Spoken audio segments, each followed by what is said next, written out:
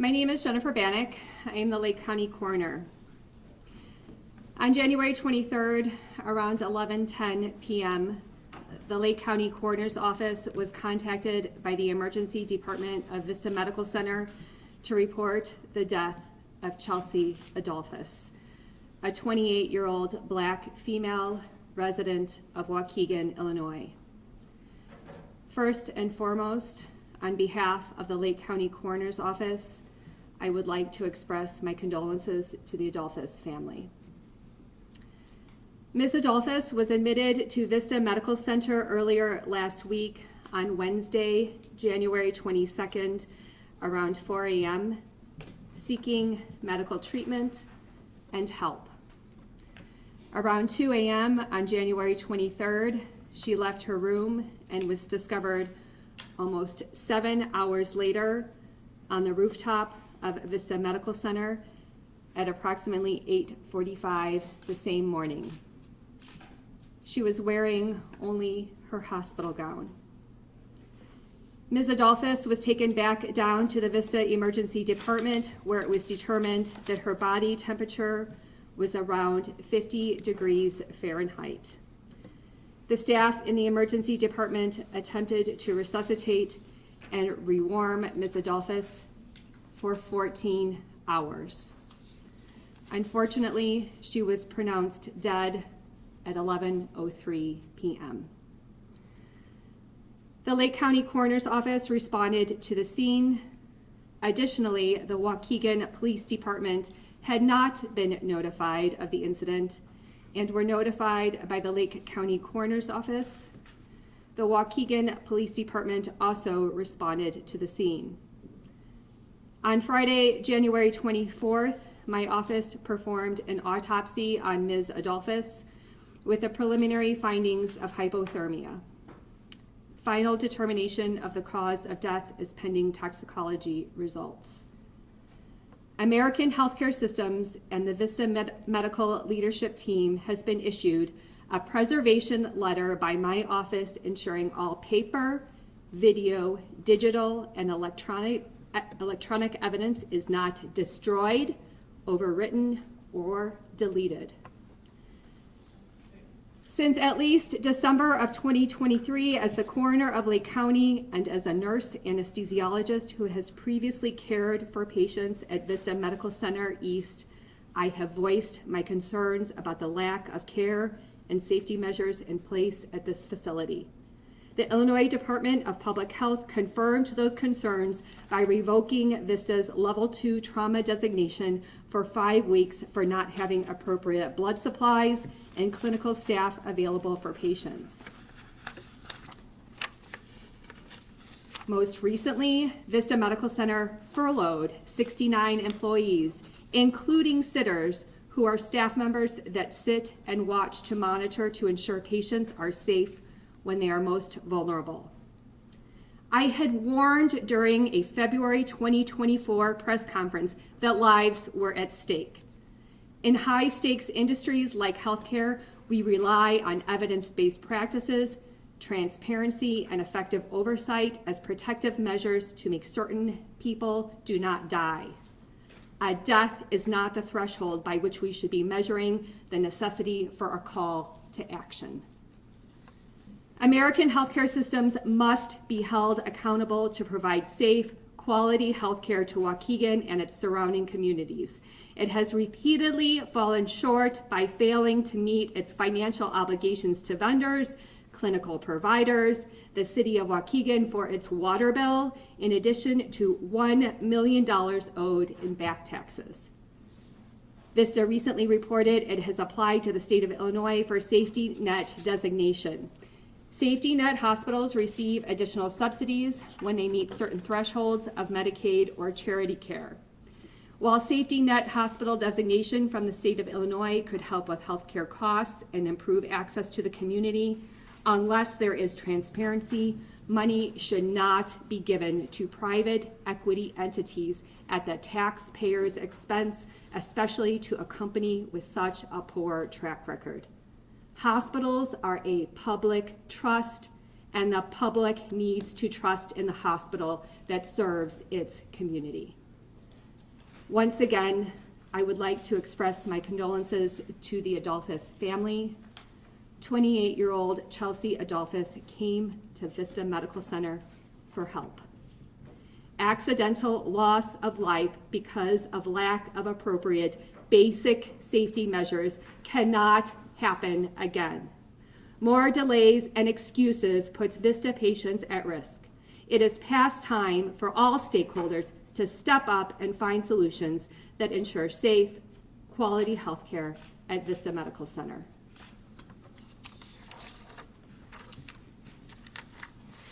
That concludes my statement. I was told that the family might be here. Is anybody from the Adolphus family here that would like to make a comment?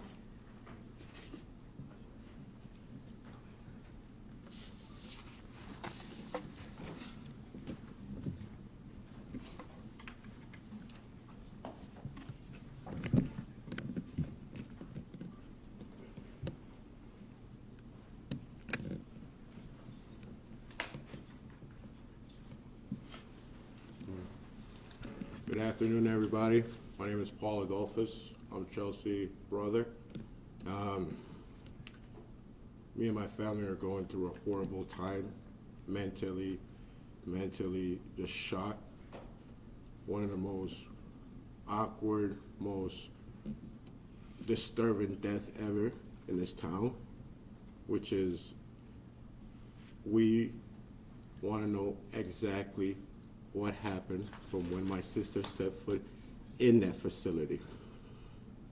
And the Adolphus family will be seeking justice for Chelsea Adolphus, because this has to be stopped, and this has to be a big impact to America, because there's no way that this could just, with a snap of a finger, go away. The family needs answers, and we need answers immediately.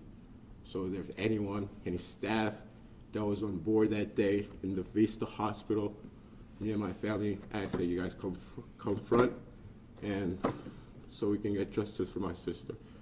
You guys have a great day, and thank you.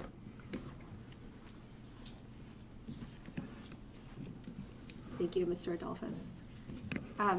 With that, I would be willing to take some questions.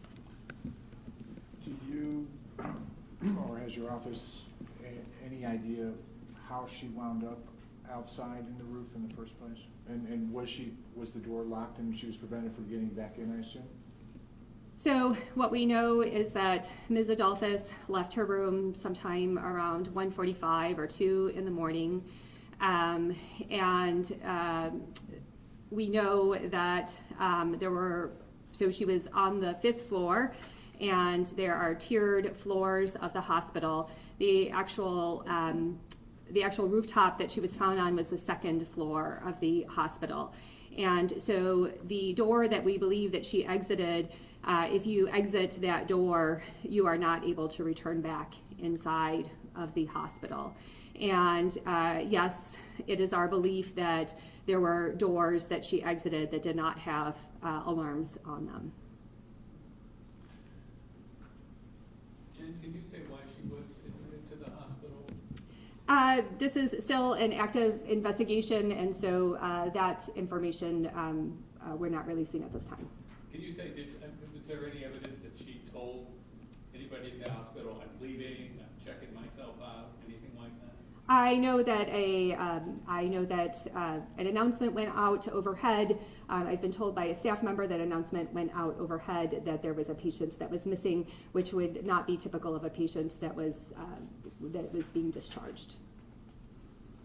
Do you know why it took so long for someone to find her? Were nurses not doing like their hourly rounds, or kind of how does that work there at the hospital? I don't know why she wasn't found for 7 hours, but you're right. From around 1:45 or 2 in the morning, she was missing, and then it was about 7:45 or 8 in the morning when she was discovered.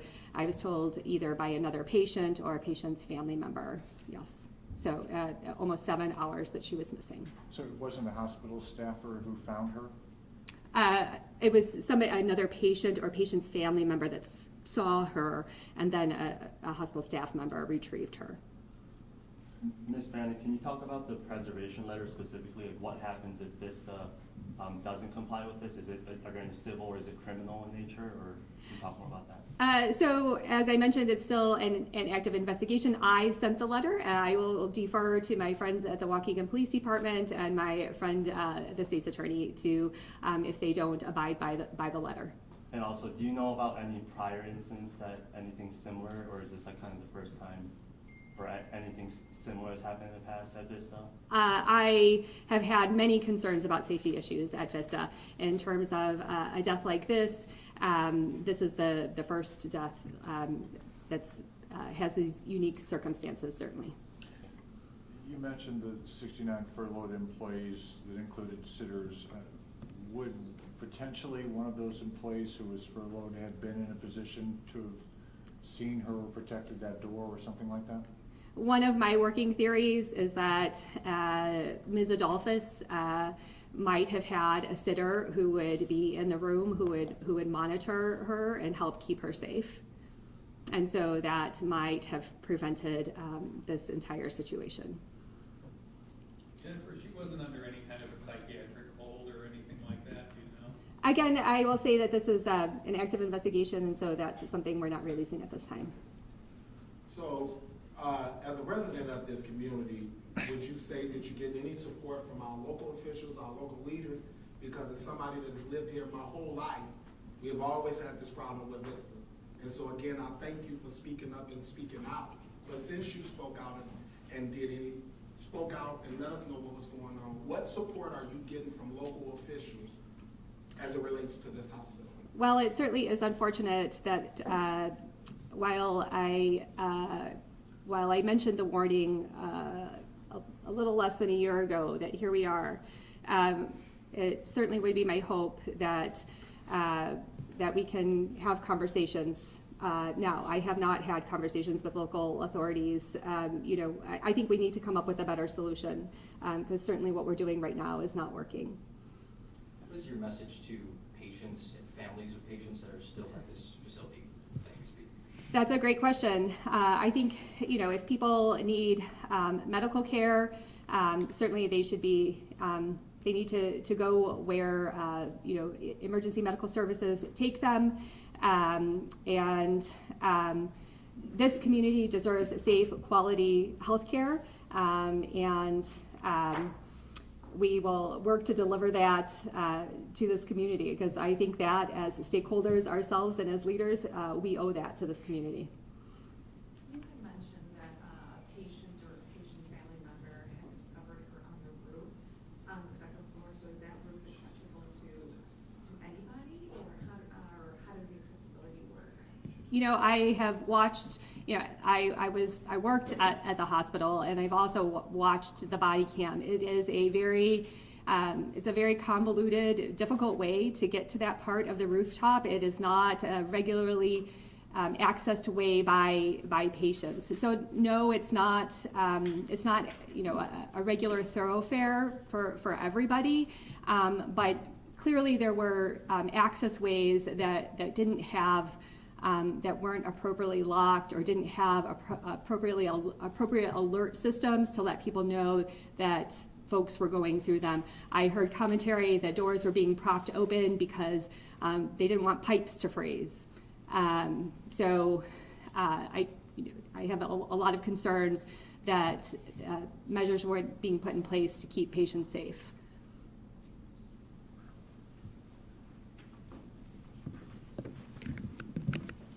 Member Roberts. Thank you. My question is do you feel it's safe to have the hospital open as it is now? Well, one of the things that I intend to do, actually, after this meeting, I was waiting for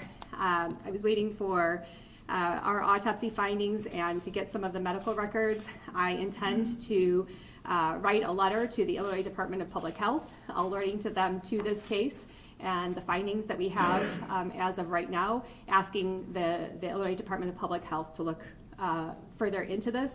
Last year, when the level 2 trauma designation was revoked, I know that IDPH was at Vista for an extended period of time. So that will be up to them to investigate further, but I intend to send them a letter indicating that personally, in my opinion, I frankly think that as a result of this incident, this is a clear and present danger. Mr. McLemore. Yeah, I want to know who the security firm over at the hospital, because that door was left open and they're supposed to check that. So who is the security firm? At this moment, I can't comment on that. I can't comment on that. Go ahead, Mayor. I have a question, and again, to the family, our condolences. But is it possible that other things might have happened in the hospital that may not have been brought to awareness, that might have caused other deaths that, that just wasn't reported? Or are they going to do an investigation on other incidents that might have happened there? I can't speculate as to what I don't know. I think that's entirely plausible. I have had concerns about the behavior that's been going on there for some time. There's been repeated behavior that has had me concerned. The fact that they haven't been paying their taxes. I know that they owe money to the city of Waukegan, $200,000 for unpaid water bills, an unpaid bill to the city of Waukegan for police services that were rendered, vendors, clinical providers who haven't been paid, another anesthesia colleague that hasn't been paid. So there have been repeated behaviors that have me question and concerned about the care that they're providing to the patients and clients that are served in this community. General Sam Cunningham, Waukegan's 40th Mayor. Question for you. It sounds like the things that you have identified are operational versus the level of care. Do you foresee that if another operator comes into this healthcare facility, as we've had in the past, then some of these issues might be mitigated, if not certainly resolved in a more expeditious way? Well, what I would Professional opinion. I would argue that the operational and the clinical part cannot be separated, that they actually are one and the same, that one is very integral to the other. I think that there are solutions to this. I will say that I think that American healthcare systems has repeatedly shown us that they cannot deliver quality, safe healthcare. But I do think that there are other solutions, and I do think that the community, let me be clear, I do think that the community deserves quality, safe healthcare, and that includes a hospital in this community. And so one of the things that I will tell you is that Vista Hospital is the only for-profit hospital in Lake County. And what that means is that they are the only hospital that does not have to have transparency in terms of their operational expenses.